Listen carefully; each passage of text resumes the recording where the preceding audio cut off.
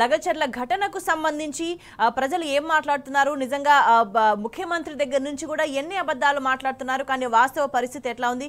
మీరు కూడా చాలా మంది బాధితులతో మాట్లాడిండ్రు, ఎట్లా చూడాల్సిన అవసరం కనిపిస్తుంది?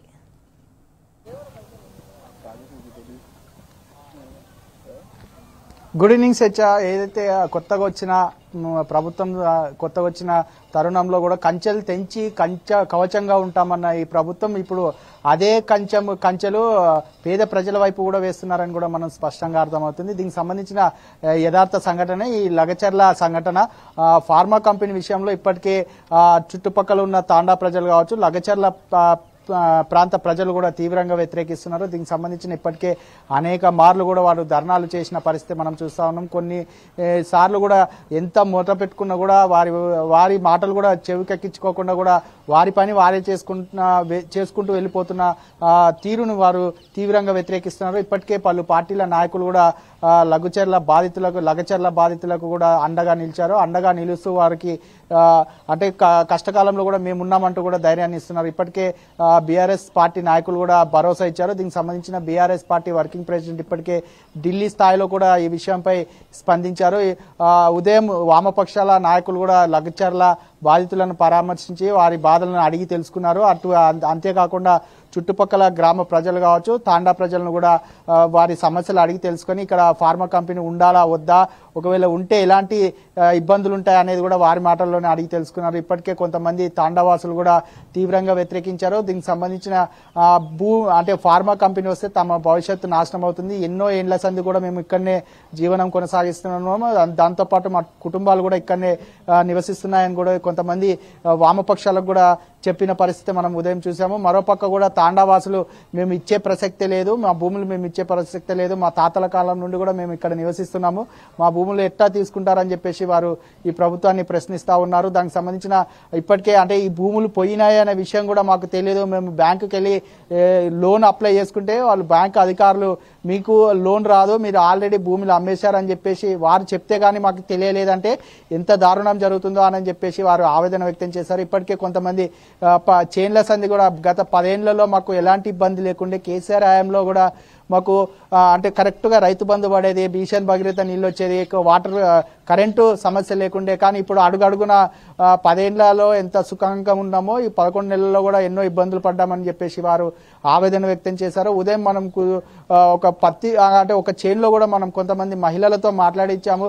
వారు కూడా మేము 10 ఏళ్ల సంది ఎలాంటి ఇబ్బందులు లేవు, కానీ మాకు 11 నెలల్లో ఇన్ని ఇబ్బందులు వచ్చినాయంటే అర్థం చేసుకోవచ్చు, మేము మార్పు అనుకున్నాం కానీ ఇలాంటి మార్పు వస్తుందని చెప్పేసి మేము అనుకోలేదని చెప్పేసి వారు కొంత అసహనానికి గురి అయ్యి కూడా ఈ ప్రభుత్వాన్ని వ్యతిరేకించారు. దీనికి సంబంధించిన ఫార్మా కంపెనీ వస్తే కొంతమంది అధికారులు అంటే మా పిల్లలకు ఉద్యోగాలు ఇస్తామని చెప్పేసి మాకు చెప్పినా కూడా మా పిల్లలకు ఆ ఫార్మా కంపెనీలో ఉద్యోగాలు ఇచ్చినా కూడా మేము భూములు ఇవ్వము, ఎందుకంటే అంటే ఆరోగ్యం ఖరాబ్ అయ్యే ఫార్మా కంపెనీ మేము తిరస్కరిస్తాము, కావాలంటే మేము కూలి పని చేసుకొనైనా కూడా మా పిల్లల్ని పోషించుకుంటాము అని చెప్పేసి వాడు కరాఖండిగా చెప్పిన పరిస్థితి మనకు అనిపిస్తా ఉంది. ఒకవేళ మా భూములు గిన లాక్కోవాలని చూస్తే మా శవాలపై వచ్చి మా భూములు తీసుకోవాలి తప్ప మేము ఉండంగా కూడా మా భూములు ఇవ్వమని చెప్పేసి వారు స్పష్టంగా తెలియజేశారు. ఇప్పటికే వామపక్ష నాయకులు దాదాపు 2-3 గ్రామాల్లో పర్యటించారు. ఆ 2-3 గ్రామాల్లో కూడా ప్రతి ఒక్కరు కూడా ఎందుకు ఈ భూములు తీసుకుంటున్నారు, ఎందుకు మమ్మల్ని ఇబ్బంది పెడుతున్నారని చెప్పేసి వారు ఏడుస్తూ కూడా చెప్పిన తీరు మనం ఉదయం చూసాము. అదేవిధంగా వామపక్ష నాయకులు కూడా ఈ విషయాన్ని ప్రభుత్వం దృష్టికి తీసుకెళ్తాము, ప్రభుత్వం గిన ఈ విషయంపై స్పందించకపోతే మాత్రం రాబోయే రోజుల్లో కూడా మేము ఉద్యమాలు చేపడతామని చెప్పినట్టు కూడా మనకు కొంత సమాచారం వచ్చింది. దీనికి సంబంధించిన ఇప్పటికే పలు గ్రామాల ప్రజలు కూడా బిక్కుమంటూ కూడా బతుకుతున్న తీరును కూడా మనం చూస్తా ఉన్నాం. ఉదయం నుంచి దాదాపు అంటే కొంతమంది స్కూల్కు వెళ్లే విద్యార్థులు కూడా వారి స్కూల్ అంటే భవిష్యత్తు కూడా ఎక్కడ నాశనం అవుతుందో అని చెప్పేసి కొంతమంది తల్లిదండ్రులు కూడా కొంత అసహనానికి కూడా గురవుతున్న పరిస్థితి మనకు కనిపిస్తా ఉంది. మరోపక్క కూడా కొంతమంది ఇప్పటికే గ్రామాల నుంచి కొంతమందిని అరెస్ట్ చేసి తీసుకెళ్లారు, వారిని ఎలా ఉన్నారో అని కూడా చూడలేదు మేము ఇంతవరకు అని చెప్పేసి కొంతమంది కుటుంబ సభ్యులు కూడా ఏడుస్తూ కూడా వాళ్ళు తెలుపుతున్న తీరును మనం ఉదయం చూసాము. మరోపక్క కూడా ఇప్పటికే లగచర్ల ప్రాంతం అంతా కూడా పరిసర ప్రాంతాలన్నీ పోలీస్ ఆధీనంలోకి వెళ్ళాయి. ఎందుకనంటే ప్రతి వెహికల్ వచ్చే ప్రతి వెహికల్ కూడా చెక్ చేస్తూ పంపిస్తున్నారు. ఎందుకంటే ఎవరైనా సమస్యలు సృష్టిస్తారా లేకపోతే పరామర్శించడానికి వెళ్తారా అని చెప్పేసి ప్రతి ఒక్కటి ఎంక్వైరీ గత 10 చేసుకొని నెలల నుంచి కూడా వీళ్ళంతా పోరాటం చేస్తున్న పరిస్థితి కనిపిస్తుంది. ముందుగా వాళ్ళతో మాట్లాడే ప్రయత్నం చేసిండ్రు, తర్వాత భూములు ఇచ్చే ప్రసక్తి లేదన్న తర్వాత బెదిరించే ప్రయత్నం చేసిండ్రు, ఆ తర్వాత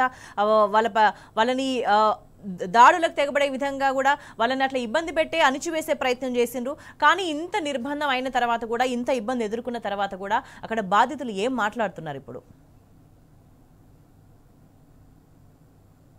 స్వేచ్ఛ మీరు అన్నట్టుగానే నిర్బంధాల మధ్యనే ఇప్పుడు ఆ గ్రామాలు కూడా బిక్కుమంటూ కూడా బతుకుతున్నాయి. ఎందుకంటే ప్రతి ఒక్కరు ఉదయం లేచినప్పటి నుంచి సాయంత్రం వరకు కూడా కొంతమంది పొలం పనులకు వెళ్ళాలన్నా కూడా భయపడుతున్నారు. ఇంకొంతమంది వేరే ప్రైవేటు పనికి వెళ్ళాలనుకున్నా కూడా, ప్రైవేట్ ఉద్యోగం చేసే వాళ్ళు వెళ్ళాలనుకున్నా కూడా భయపడుతున్నారు. ఎందుకంటే ఏ క్షణాన ఏం జరుగుతుందో అని చెప్పేసి వారు బిక్కుమంటూ కూడా భయపడుతున్నారు. కొంతమందికి ఇప్పటికే అంటే ఎవరైనా బయట మాట్లాడితే మాత్రం వారికి తీవ్రమైన హెచ్చరిక ఉంటుందని కొంతమందికి బెదిరించిన దాఖలు కూడా ఉన్నాయని కూడా మనకు కొంతమంది ఏడుస్తూ చెప్పారు. ఎవరైనా ఏదైనా సమస్య చెప్పుకోవడానికి ముందుకొస్తే అంటే సమస్య ఎవరికైతే చెప్పుకున్నామో వారు వెళ్ళిన తర్వాత మా పరిస్థితి ఎలా ఉంటుందో అని కూడా మరికొంతమంది కూడా భయభ్రాంతులకు గురవుతున్నారు. కొంతమంది మాత్రం ఏదైతే అది కానీ మా భూమి మాకు దక్కాలి అని చెప్పేసి ధైర్యంగా ముందుకొచ్చి తమ సమస్యలు చెప్పుకుంటున్నారు. ఇప్పటి వరకు కూడా మేము గత 10 ఏళ్లలో ఎన్నడూ కూడా ఇలాంటి ఇబ్బందులు చూడలేదు. పండుగ లేదు, పబ్బం లేదు, మాకు ఏది వచ్చినా కూడా ఈ నిర్బంధాల మధ్యనే జరుపుకోవాలని చెప్పేసి ప్రతి ఒక్కరు ప్రశ్నిస్తూ ఉన్నారు. ఆ రోజు మాకు అంటే ప్రైవేటు వ్యక్తులకు ఇచ్చిన ప్రొటెక్షన్ అంటే కలెక్టర్ వస్తే అంత ప్రొటెక్షన్ ఉండాలి, కానీ కలెక్టర్కు ప్రొటెక్షన్ తక్కువ ఉంది కాబట్టి మేము గుర్తించలేకపోయాము. ఆ రోజు గొడవ జరిగింది, మా భూములను లాక్కునే ప్రయత్నం చేశారు, అందుకే మేము తిరగబడ్డామని చెప్పేసి కొందరు వారి మాటల్లోనే కూడా చెప్తున్నారు. దీన్ని అనవసరంగా కొంతమంది రాజకీయంగా రాద్ధాంతం చేస్తున్నారు తప్ప మా విషయంపై ఎవరు కూడా కొంతమంది ఎలాంటి శ్రద్ధ చూపట్లేదు. మా భూములపై మాట్లాడకుండా ఫార్మా కంపెనీ విషయంపై వచ్చి మాట్లాడుతున్నారే తప్ప అవును మాకేం జరుగుతుంది, మా కుటుంబ పరిస్థితి ఏంది అని చెప్పేసి ఒక్కరు కూడా ఆలోచిస్తలేరని చెప్పేసి వారు ఆవేదన వ్యక్తం చేస్తారు. మనం ఉదయం చూసుకోవచ్చు, కొంతమంది చిన్న పిల్లలు కూడా అంటే చేన్లకు వెళ్లిన పరిస్థితి కనిపిస్తా ఉంది. ఎందుకనంటే ఆ పిల్లల్ని మేము ఉదయం అడిగిన తీరును చూస్తే మాత్రం అన్న మాకు మా భూమి ఎక్కడ పోతుందో అని చెప్పేసి భయంతో మేము మా పేరెంట్స్ తో పొలం దగ్గరకు వచ్చాము. ఏ క్షణాన మా పేరెంట్స్ ని ఏం చేస్తారో అని చెప్పేసి భయపడుతూ బతుకుతా ఉన్నాము. నేను డిగ్రీ 2nd ఇయర్ చేస్తున్నాను. నేను ఇప్పటివరకు చాలా సందర్భాల్లో మాట్లాడాను. అయినా కూడా అంటే ఇక్కడికి వచ్చిన వ్యక్తులు చెవికి వినిపించుకోవట్లేదని చెప్పేసి ఒక చిన్నారి కూడా ఆవేదన వ్యక్తం చేసింది. మరోపక్క బాలింత కూడా అంటే చిన్న పాపను ఎత్తుకొని మా ఆయనను ఇప్పటికే అరెస్ట్ చేసి ఎక్కడికి తరలించారో తెలుస్తలేదు. ఏమైనా మాట్లాడదామన్నా కూడా మమ్మల్ని ఇబ్బందులకు గురి చేస్తారని చెప్పేసి బాలింత కూడా ఏడుస్తూ చెప్పింది. కొంతమంది పనులకు వెళ్లాలన్నా కూడా భయభ్రాంతులకు గురవుతున్నారు. ఎందుకంటే ఈ లగచర్ల కావచ్చు, చుట్టుపక్కల తాండాలు కావచ్చు, పచ్చని పొలాలలో కూడా పచ్చగా ఉన్న పొలాలను కూడా ఖరాబ్ చేసే విధంగా కూడా ఈ ఫార్మా కంపెనీ తేవడం పట్ల మేము తీవ్రంగా ఆగ్రహం వ్యక్తం చేస్తున్నాము.